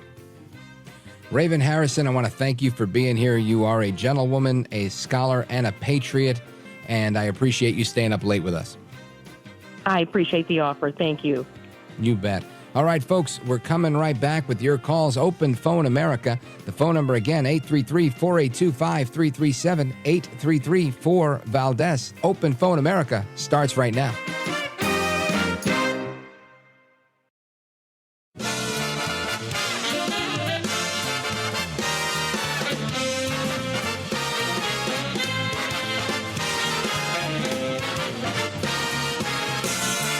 Live from the city that never sleeps.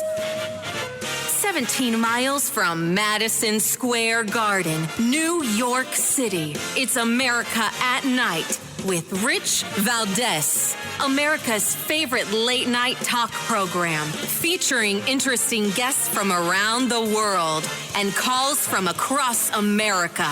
And now, here is your host, Rich Valdez. Hi there, good evening, and what's up, America? I am Rich Valdez, Valdez with an S, at Rich Valdez on all of the social media. Your liberty-loving Latino amigo, happy to be here with you this Friday evening, letting my hair down a little bit. It's Open Phone America alongside time-honored tradition here on this program, started back in 1978 by Larry King, continued for 3 decades by the late, great Jim Bohannon, and you and me, we're going to continue that tradition tonight. The phone number, if you want to join this late-night national town hall conversation, 833-482-5337, 833-4-VALDEZ. This is your chance to weigh in, and there's a lot to talk about.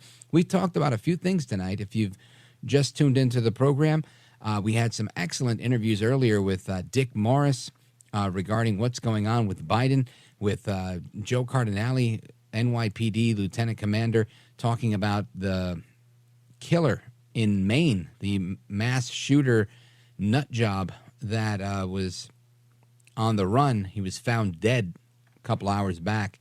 We'll talk about that as well. And, of course, we had Rave Harrison on in the last hour talking about Israel and the new speaker, Mike Johnson, and some of the other news of the day. And a couple of headlines I want to bring up, and we'll try and get into them, but I'll put them out there for the sake of starting the conversation.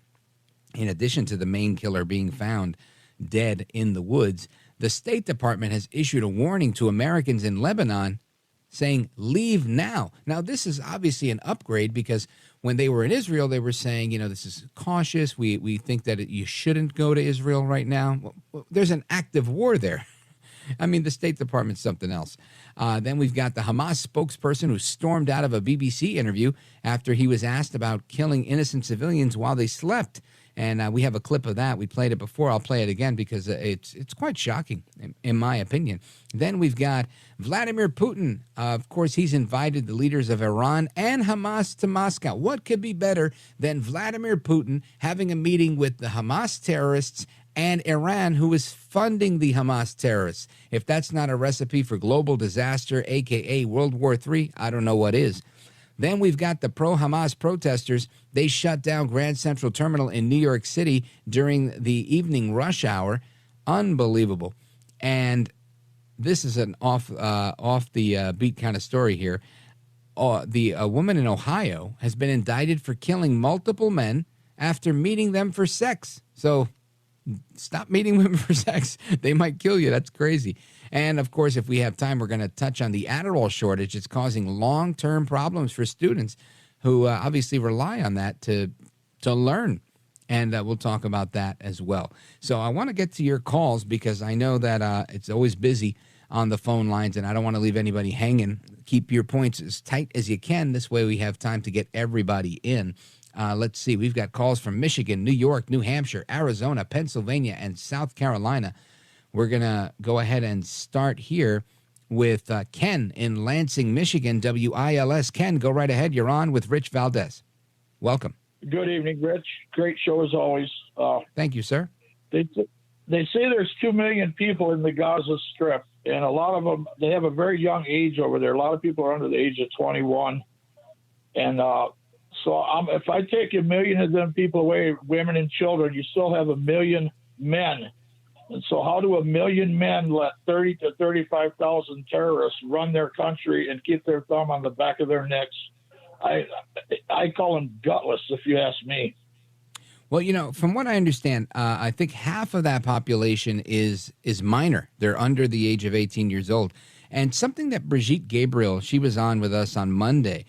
Great interview. If anybody missed it, check it out at Rich Valdez, AmericaAtNight.com. But something that she mentioned in that interview was that Hamas was elected with a pretty overwhelming plurality when they were elected. They haven't had elections since. But I thought that was interesting because the point she was making was that the people really do support Hamas. And I think this is why you haven't seen such a mass exodus, because while they may not be active in the terrorism, they're complicit in supporting the terrorism. And again, I'm not saying everybody. And I think the example that I made that night, and it's the example I'll make now, is when somebody tells me, oh, I heard you're from New York, and you get everything you deserve with AOC, or when Hillary Clinton was senator from New York. And they would always blame me as if I voted for these people. And my point to them was, that's not how it really works. So I think right now, if somebody internationally were to look at me and say, you know what, you Americans, you're so stupid. Look at who you elect. You have a guy named Joe Biden in the White House. You get whatever you deserve. No, sir. You didn't vote for Biden. I didn't vote for Biden. I talked to millions of people on this program. Most of them didn't vote for Biden. So there is a reality that sometimes you do get trapped by the people. And I don't know if we could call them all gutless and spineless. Maybe we can, maybe we can't. But I do know that there are some people that favor it. And that in and of itself is very problematic. But Ken, great analysis. Thank you for your point. I appreciate it. Big shout out to Lansing, Michigan, WILS. Let's continue with Jane. She's in New York on WGDJ. Jane, go right ahead. Hey, Rich. How are you? I want to mention this. Hi. I want to mention this Mr. Card. I think more so than he. I think the state mental health department needs to be blamed, has a great deal of blame. I guarantee you that gentleman, and I don't mean, well, okay, gentleman, was showing tendencies. And to put him away for two weeks or 2 months and then let him back out onto the street. When someone like that comes into middle, and this is why 10 of us broke out into private counseling and walked away from the state, they don't want to put the time in. And someone like that, I guarantee he was showing tendencies. He should have been watched for anywhere from 3 to 6 months. Right. And then they had an amazing program in Miami at Mercy Hospital. People like that who would show tendencies, and they knew they were not going to get them past it. They were given electric shock therapy. Wow. And it sounds horrible, but it took away those tendencies. And yes, when they went back out, they were very low-key, just to say the least. But they took those tendencies away, and they were put in lifetime therapy. And that's where the state dropped the ball. I think they are just as guilty of those deaths as the Mr. Card, because he got no help whatsoever. You know, I think you're right about that, Jane. I think that there's clearly a failure in how we're approaching mental health. And I, for one, am going to say, I really don't care if you feel like you're underfunded, right? Because if this were a fire and the firefighters were underfunded or not, they were going to do the best that they could. If this were a baby that needed to be delivered, the baby would be delivered whether there was funding or not. And perhaps I'm being unfair or extreme. It wouldn't be the first time. But I really feel that certain people in certain fields, they do as much as they feel they can do. And I think they could have done more. Somebody could have picked up the phone and said, called the people in Maine and said, look, this guy, he's reached his time here. His Medicare is over, or whatever it is. His TRICARE, because he was a military guy, is out. But let the VA know. Let somebody know. And I don't think that they did anything, because nobody's reporting that. If that was done, then hey, great. But it seems like it wasn't done, and they put a killer on the loose, a guy who is clearly unstable and with the capacity to cause mass harm. And guess what? He did. Jane, thanks for the call. I appreciate it. Always good to hear from you. Folks, we're going to get to the rest of your calls and more. See, we got calls from Phoenix, Arizona, and Arkansas, and Arizona. So keep it locked, keep it loaded right here. I am Rich Valdez, and we're coming right back. This is America at Night with Rich Valdez.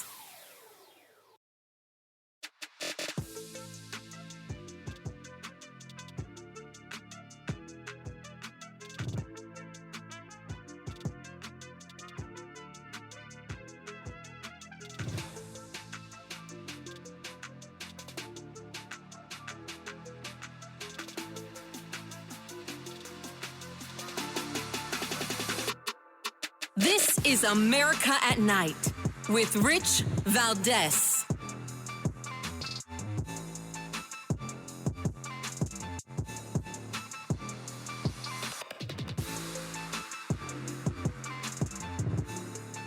Our work, again, is not done here.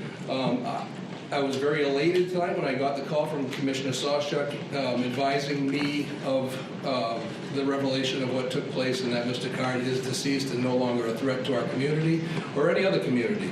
I just don't want to forget the families that are grieving and will continue to grieve. I don't want to forget the law enforcement officials that have worked tirelessly throughout this whole event to come to a good conclusion. Okay, that again is Chief of Police in Lewiston, Maine, David St. Pierre, saying he was elated to find out that the killer was dead and wasn't a threat to society anymore. We're going to continue with your calls. Let's go to Jim. Let's see, listening on KFNX out of Phoenix. He's in Kansas City, Missouri. Jim, welcome.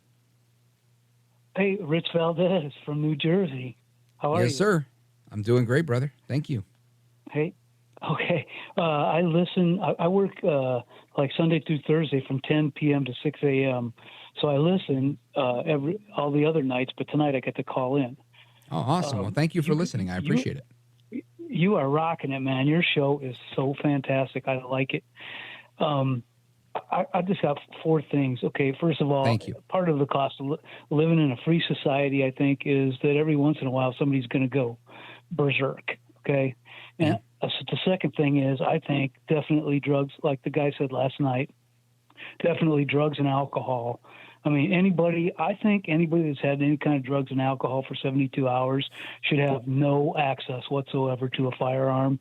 Okay, and the third thing that really bugs me is that they just put down like a whole region of a state. It wasn't just like one private property or a building or a neighborhood. It was like a whole region. They just put them on lockdown, like a martial law. And I mean, I understand why it happened, but I think there should be something said about it, because I don't want the government to get comfortable with doing that, because that's bad for us. And the other thing is tryptophan.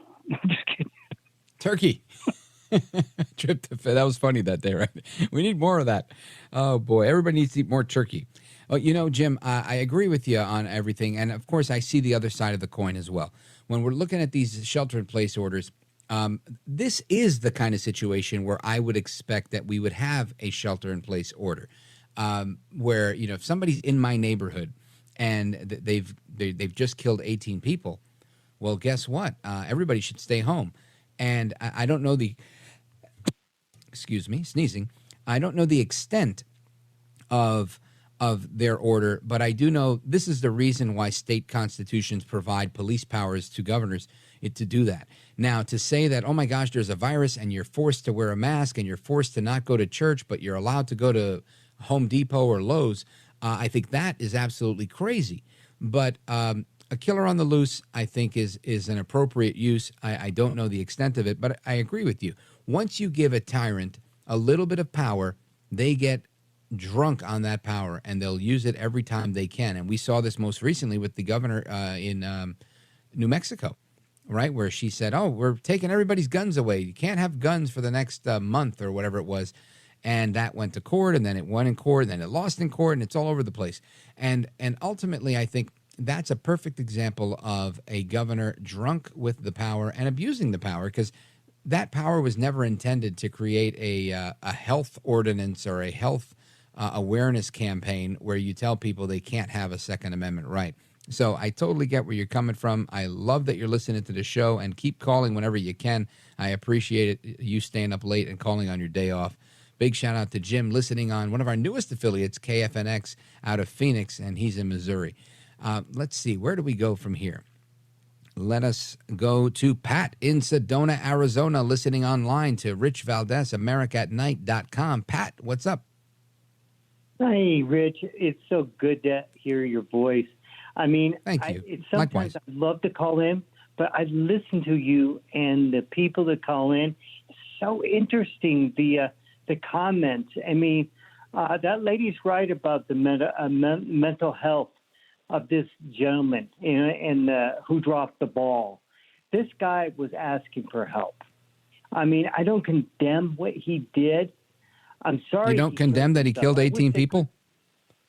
Yeah, I'm sorry he did that. I wish they could have taken him alive. He was mentally sick, and the people who should have controlled him did not. They let him go, and that's how you know. It's you ever heard of purple stars? It's a thing about veterans who kill themselves. I know a lot of guys are like this guy. They're veterans, and they're coming home. Well, they did come home from Iraq and Afghanistan at one time, and they're putting the gun in their mouth. And, you know, instead of doing what he did, they do it to themselves. And as a veteran and a man who's been trained to recognize this stress, I hate to give any props to this guy, but he asked for help and he did not get it, and they let him go. Our mental health in our country is a disaster. It's like Joe Biden. It's a disaster. Are you blaming the VA? What? Well, if he was being seen by them and they let him go, I would never let this guy go if he said he heard voices and said, this guy was a guy that trained people in safety and guns. This man was I'm with you. You tell me a guy that's a firearms instructor, a veteran, and he says, I'm hearing voices and that I should go shoot up the armory. I wouldn't let this guy go either. That's exactly the type of person that you want to put on an involuntary commitment and keep him confined until he's better. And again, maybe he got better because of certain medication and then he didn't take the medication. I don't know. But I agree with you that the system failed him, and in turn, he murdered a lot of people. Now, I've always felt that whatever your reasoning is, you still have to pay the piper, right? Whether you decide to sell drugs and you want to go kill 18 people, or you're having a mental breakdown and you kill 18 people, if you've killed 18 people, somebody's going to kill you. And I think that's just how life works. It's kind of the law of nature, right? And I look at it always as a dad. I think to myself, if God forbid something like this would ever happen to anyone in my family, I would not care what this person was going through. I could care less, because nobody in my family did anything to that guy. And the families of those 18 people, they're grieving today because they lost their family members quite innocently, right? Because they were at a bar or they were at a bowling alley. Just imagine going to your local bowling alley and never coming back. So I hear you, and I feel that this guy needed help. I really do. But at the end of the day, I think if you kill people, you deserve to be killed. And I think he knew that, and that's why he killed himself. That's just my thought, Pat. Yes, and I agree with you. Exactly. This guy was a monster, what he did to those people. But the people who had him before this, I mean, come on. You're right. Shame on them. Right? Shame on them. Pat, I don't know if you're still there. I think we might have lost you. But, Pat, thank you for your call and for your insight and for your service. Pat was a corpsman in the United States Navy, and I appreciate that. Folks, we're coming right back. The rest of your calls and more. We got calls from South Carolina, Pennsylvania, New Hampshire, Ohio, and Arkansas. Coming up straight ahead with me, Rich Valdez. Give us a call, 833-482-5337, 833-4-VALDEZ.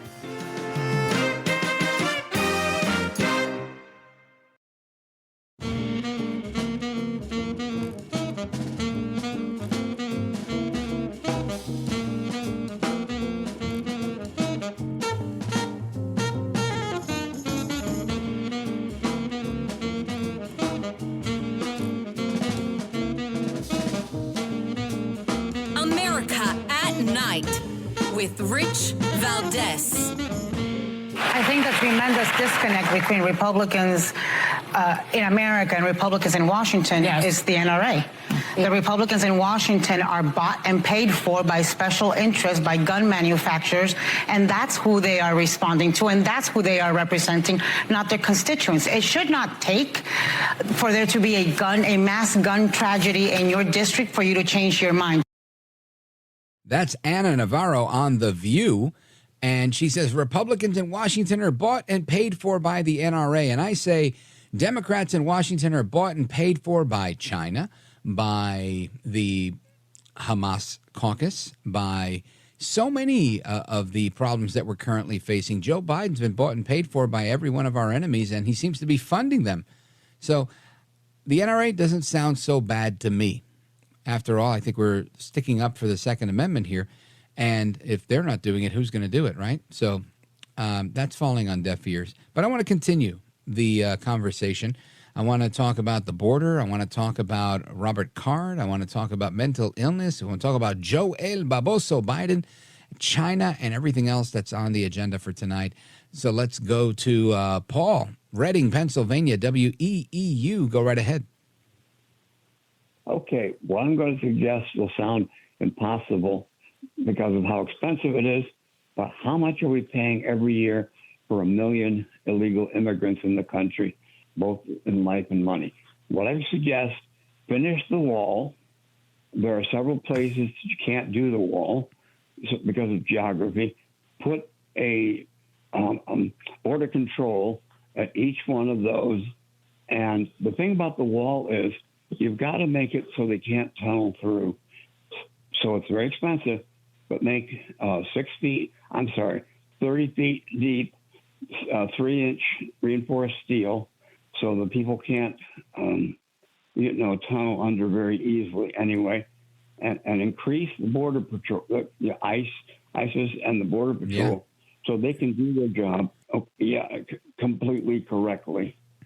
I agree with you, Paul. I think we definitely need better security features at the border. We have to enforce the ones that we currently have. I think they thought Trump was insane when he said to build a wall. The wall is not a cure-all. It's not going to fix every problem, but it makes it a lot easier to keep people out. It's in its most simple form, right? If you have a yard with no fence, you're going to find deer. You're going to find whatever. You can have a fenced-in yard. You're going to find a little bit less deer, right? It's just very simple math. And I think you're right. As far as tunneling beneath, that's a bigger issue. I know that they've been battling that challenge down at the border for a long time. I know early in the Trump administration, they were, from what I'd heard, they were filling some of those tunnels with cement so that, as they found them, they were trying to fill them to block them from coming through. But there's always a criminal that's trying to build a better mousetrap. And that's, Joe Cardinale was on with us earlier today, and he said, as crime changes, policing changes. And I believe that to be true. As you have different challenges, you come up with different solutions, but you don't stop doing the job. And it seems Biden has stopped doing the job, and that's the biggest problem that we face. Paul, thank you for your call. I appreciate it. Reading, Pennsylvania, WEEU.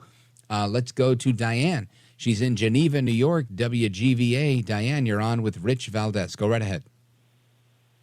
I don't mean to defend Robert Card that shot up the bar in the bowling alley. But there is some kind of underground brainwashing going on in the military. Like what? Christian, and they attack bars, and I don't know what the purpose is of the bowling alley unless people were drinking there. Oh, so you're thinking he did this because people were drinking? Yes, there's a pro-Christian, and their image is white, a white hat, white. But what makes you think that he's one of these people and that he did this for that purpose? Yes. But what makes you think that? Have people actually? He did believe. Now I don't know if you remember him, but he called your station one night, and he said he was fed up with the human race out there acting like they do. I don't know if I don't think that was on this program, Diane. But interesting thought. Right. Well, I don't think it happened here. I do remember. So do you think that he was crazy, or you think he did this on purpose? So thinking he was going to be a good Christian. That's why he shot himself at the recycling. He thought he's going to be reincarnated, and he did the Lord a favor. All right, Diane, thank you for that one. So Robert Card did this in the name of Christianity, and he killed himself to be a good Christian so he could be reincarnated. The problem is Christians don't believe in reincarnation, right? They believe in the resurrection and eternal life with their Creator. So I don't know if that one's adding up entirely, but hey, that's what Open Phones is for, right? We work through these things here. Let us continue here. Let's go to Joe, Salem, Arkansas, KSAR. Joe, you're on with Rich Valdez. Go right ahead. Yeah, Rich. No, I'm not going to defend this fellow either.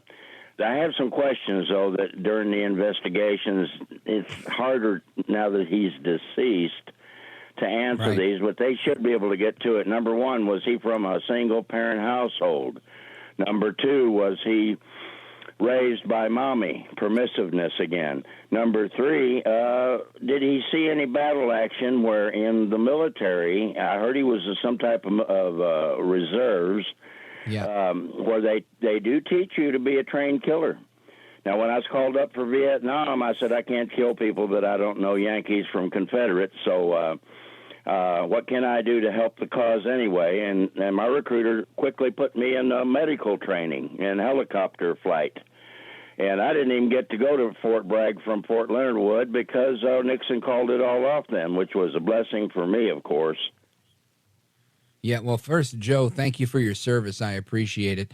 God bless you for it. And I think those are excellent questions, and it helps to continue to build the profile of how these people, if you can profile, right?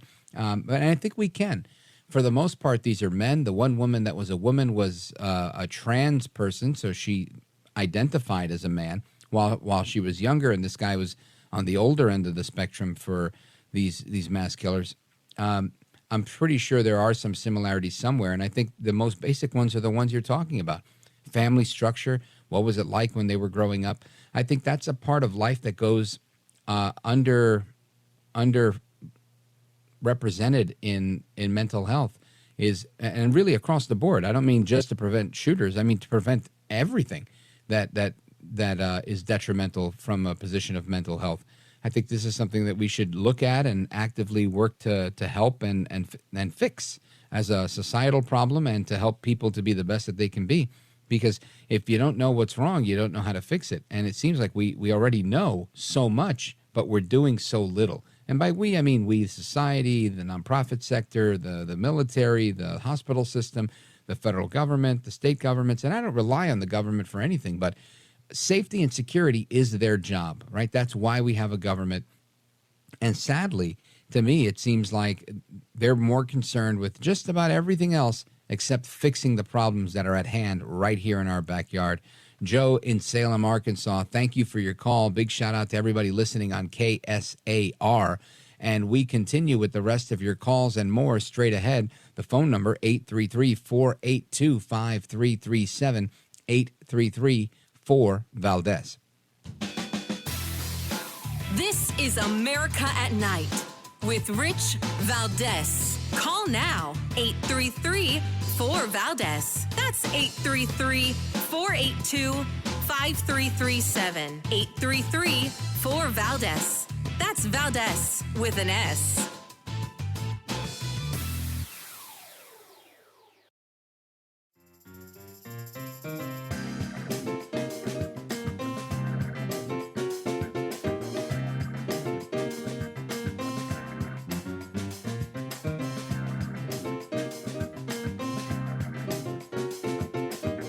No hair, no care, and live on the air, it's Rich Valdez.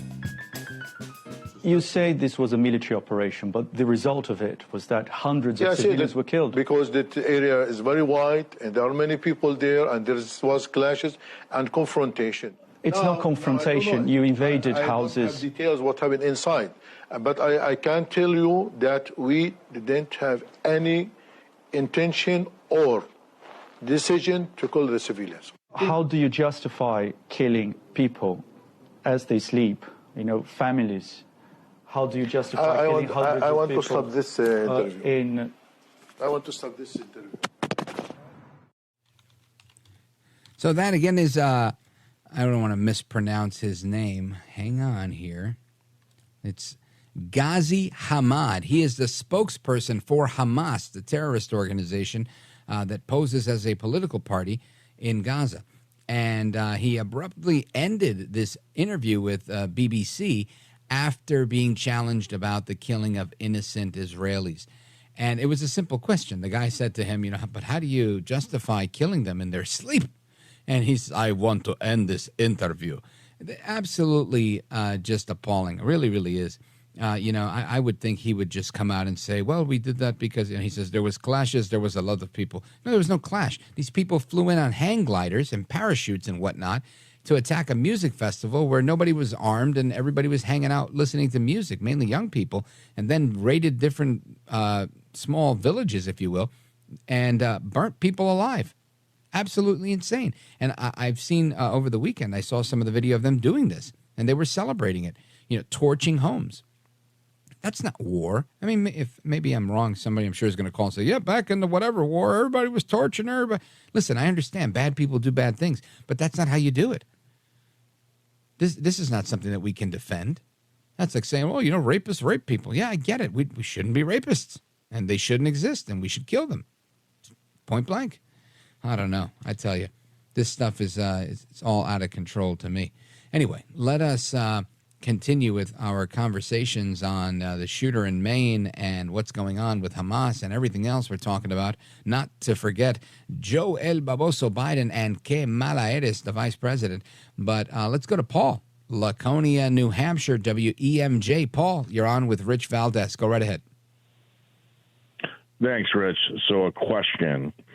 What do you call a student that finishes last in his medical school class or their medical school class?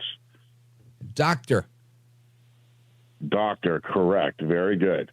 So even though they finished last, they met a standard that allowed them to be a professional doctor. Now, if that standard, if that bar is set high enough, even the person that finishes last is good enough to be a doctor. I blame the education system in this country for not just allowing the criminally insane to be free like this person, but for a lot of the problems in this country, because the bar for letting people pass into a profession and then have jobs in that profession is so low that the people that were responsible for evaluating this person, they're not people that probably take their job seriously. They just want to, okay, all right, blah, blah, blah, he's fine, time to go home. There are people with that kind of attitude, and that should be part of the education. Like, how serious are you? Like, so I blame the education system, because the people that let this guy go are obviously not professionals. Now, there's a couple examples I think of why these people slip through the cracks. If you have three monsters and you let the first two go, and by dumb luck, the first two don't do anything wrong, you're like, oh, well, that's we're doing the right thing, so we'll let the third monster go too, and that's not the right way to do things. Okay. Right. Another one, this is the another one. I really want to hear your opinion on this. I'm sorry I'm dominating the conversation, but that's how I tend to lecture anyway. We got to get you a radio show. Another thing is, I appreciate your attention and your patience.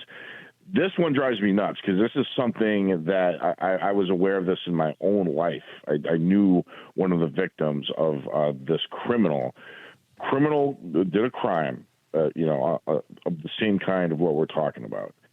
And after 7 years of evaluation, the person who committed the crime, people just said, he doesn't know he did it. He doesn't remember doing it. We've held him for 7 years.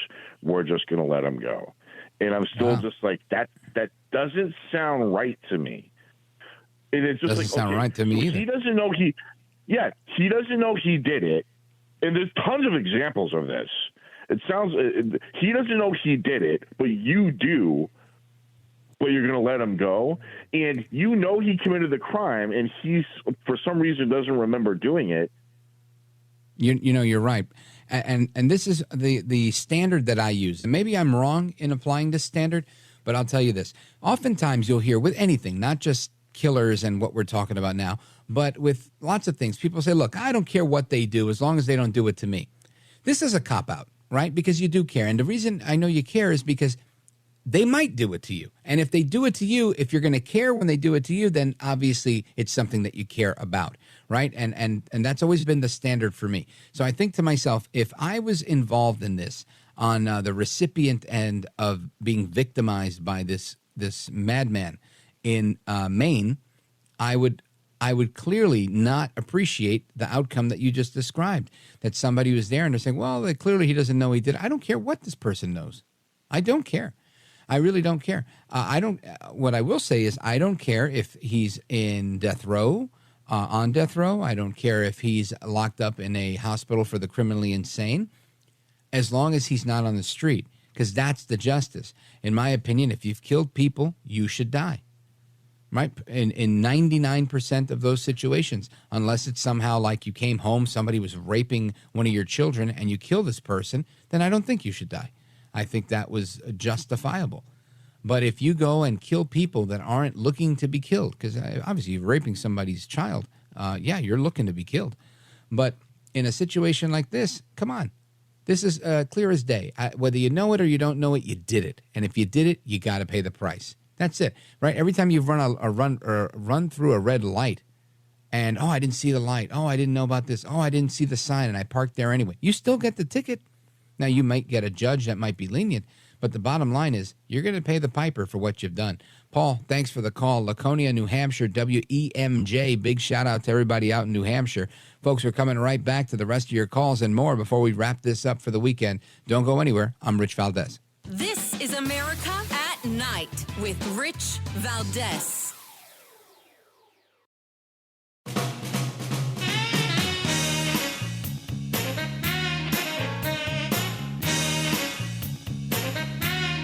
America at Night with Rich Valdez.